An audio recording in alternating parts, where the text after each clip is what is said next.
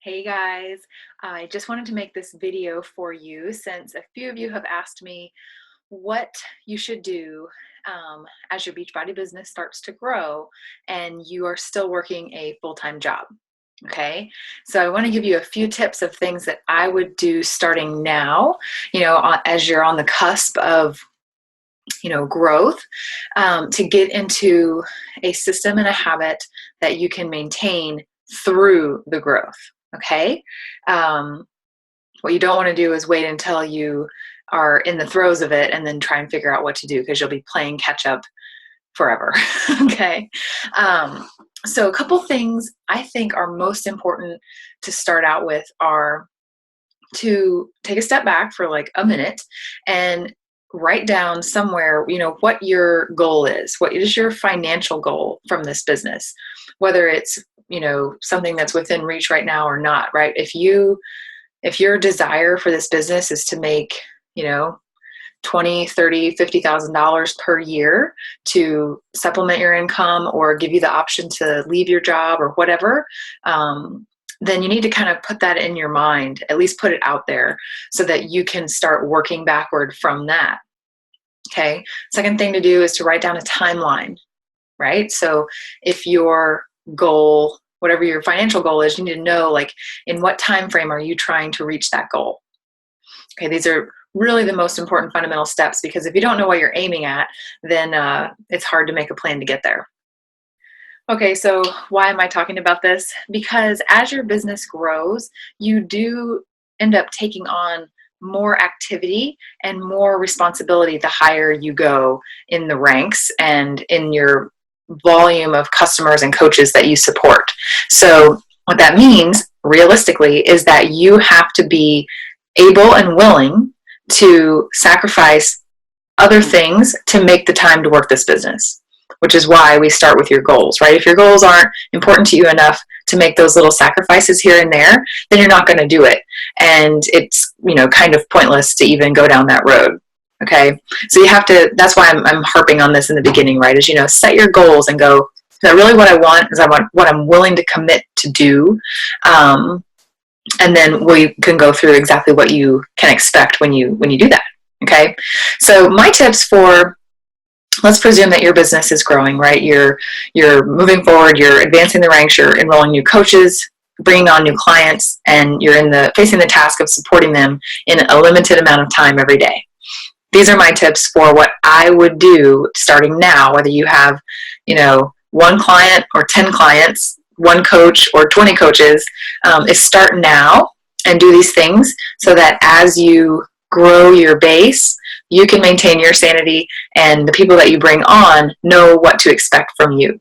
Okay, so that's really number one, is set expectations first with yourself and second with your clients and coaches. What I mean by that is set expectations of when you are available. So set business hours. For you, that means, determining, laying out, on a piece of paper, you can do this, write out like a typical day for you. Like literally everything you do. I wake up, I go to the bathroom and brush my teeth, I walk downstairs and get my coffee, I, read the paper, I get the baby up, whatever, like literally step through it. And then in that timeline of your day, look for any time where you can stack activities, right? If you're waiting for the coffee to brew, maybe you flip open your Facebook and you can friend 3 people at that time and get part of your power hour done while you're doing something else, or listen to a podcast while you're, washing dishes, that kind of thing. You want to look for opportunities in your day where you can stack your time. Okay, that's really important. When I say set expectations with yourself, that means, when you lay out your schedule and you say, okay, I can do 10 minutes here, I can do 30 minutes here, I can do 45 minutes here, or, an hour later, you have to stick to that. Sticking to a schedule, especially when you're working full time and you're busy already, is the only thing that's going to save you from losing your marbles and getting stressed out and frustrated because you've suddenly brought all this chaos into your life. Okay. So make a plan, make a schedule, and protect those times from yourself, from your family, from your job, and from distraction. Okay. Then for your clients and coaches, set the expectation with them that, hey, I work a full-time job, right? I'm not a millionaire 20-star diamond coach yet. I'm building my business and you're on this ride with me. Here's when I'm available. If you send me a message, I'm not going to be able to respond until 7 p.m. after my daughter goes to sleep. Or if you send me a message at 9 o'clock at night, I'm not going to respond because that's family time. I'll respond to it first thing in the morning, right? So right out of the gate, something that you can really do to help yourself feel in control and to set the expectation and more or less train your team and your clients how to interact with you is to set expectations up front. Okay, that can sound scary. You're not letting them down. You're not leaving them hanging. If anything, they will respect you more for protecting your time because they know that they can count on you when you say that you'll show up, which means you have to show up. And they won't wonder if you've forgotten about them because they know, oh, she can't respond after 9. It'll be in the morning. It's okay, right? So protect your time from yourself, from distraction, and set expectation with the people that you support so that they know what to expect from you. And then, of course, deliver on it. Okay. Another tip I have is to work yourself into getting up 30 minutes earlier. This one can be kind of touchy, right? Because, you may have obligations in the evening. You may have an unpredictable schedule. But if you can train yourself through, slowly backing up your alarm clock to where you can capture 30 minutes at the beginning of the day before the house wakes up, is what I always like to say, you can get so much done. If you watch any videos from top coaches who have gone from working full-time to being full-time coaches, that's what they all say. They say, I got up 30 minutes earlier, I got up an hour earlier, and I cranked out the essential tasks in that quiet time. I didn't, roam around the house trying to wipe the fog out of my head because of, being sleepy. They got up and they got it done because their goals were so big. They knew this was the only time they had to do it, so they did it. Okay, so work yourself into getting up a little bit earlier. I encourage you to take that first 30 minutes, hour, however much time you can spare, and crank out the business stuff then. Okay, then, if you're sending messages first thing in the morning or you're sending follow-ups, whatever, then people have all day to read them and reply to you. Then if you have a secondary time, in the evening after your kids go to bed or after, whatever, you're done having time to yourself, then you have all those responses to reply to. And so it's kind of like a bookend on your day. All right. The next thing I would tell you guys to do that I do is I worked hard in the beginning to get systems. What I mean by systems are like common scripts that I use, save them in a place that's convenient for you. Common posts, things that I would want to share, notes or ideas that I might want to get. You want to save all those things somewhere that you can easily get them. So like if you're a working from your phone person, save them on your phone. If you're on your laptop, save them on your laptop. But develop a system for you that works for you. If you want suggestions on what I do, I'd be happy to share that with you. I just don't want you to feel like that's the only way. And if it doesn't work for you, then you're SOL. But work a system for you that says, okay, when I get a response to one of my posts, what do I do? Like, what do I normally do? I, message the person and thank them for sharing, their love on my post. I ask them if they're interested. That's a standard 2-line thing that you would send to everybody that likes your post. So there's no need to type that over again. You just copy and paste it, right? So find all those opportunities where you can copy and paste things and make it easy on yourself to, again, plow through those business building tasks quickly. Second thing is again, this is somewhat unique to each coach and what you personally want to do, what your style is. But when it comes to maintaining your clients and your coaches, I feel like it's very important to check in regularly. So whereas you might do that as a new coach, you might do that ad hoc, right? When you've got just a couple of people, you might just be able to, touch base with them whenever, and it didn't really matter. But when you think about down the road, when you have hundreds of coaches, your time is going to be stretched way too thin to just wing it.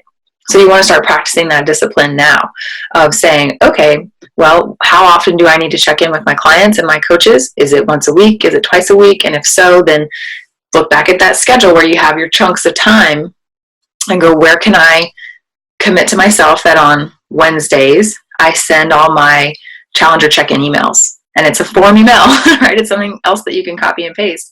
And you just, go through your list and say, okay, my clients are and I sent them all hey, how's it going? You're on week 3 of the program, whatever it is.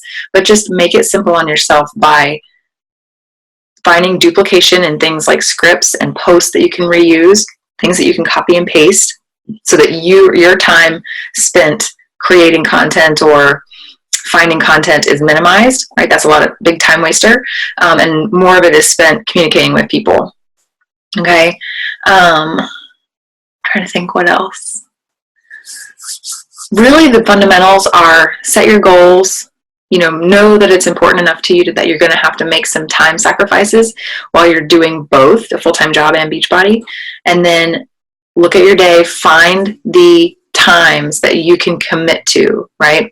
What I don't want you guys to do when I say that is go, okay, well, I have 24 hours in the day. I guess I could only sleep 4 hours and then I'd have like 8 hours to work my business. You know what I mean? It has to be something that you can maintain for a year. So I want you to look at it through that lens and say, can I commit this time, this 30 minutes here and this 30 minutes here every day for a year? Like, realistically, can I do that? Is that something that I could sustain over the long haul, right? Whereas if you said instead, okay, well, I'm going to get up at 3 in the morning and I'm going to do 4 hours of work and then I'm going to do 2 hours in the evening. It's really not sustainable if you're going from spending 20 minutes a day or 30 minutes a day now. It makes sense? So be realistic with yourself, but carve out your time and then think about what you need to do for your clients, coaches, and finding new prospects on a daily basis, and plug them into those little time slots and stick to the schedule. That's the biggest thing. When your goals align with your schedule, you're golden, and you can work Beachbody, create a huge, enormous business without ever quitting your job if you don't want to.